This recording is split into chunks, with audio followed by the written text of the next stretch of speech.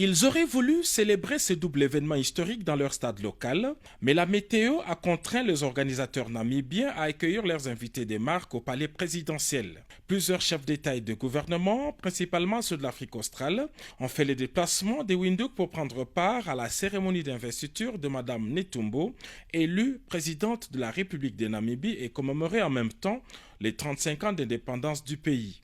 Arrivé ce vendredi matin, le président de la République, Félix-Antoine Tshisekedi Tshilombo, a participé à cette cérémonie en sa qualité de champion de la masculinité positive, plébiscité par ses pairs de l'Union africaine.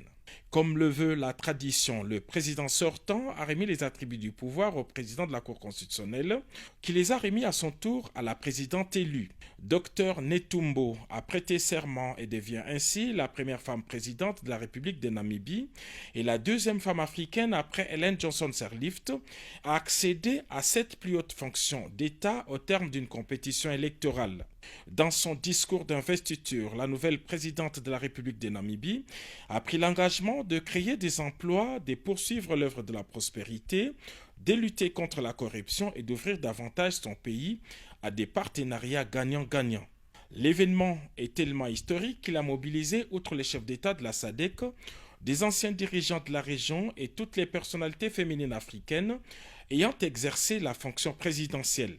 La présidente de Tanzanie, Madame Samia Suluhu Hassan, s'est félicitée du leadership féminin.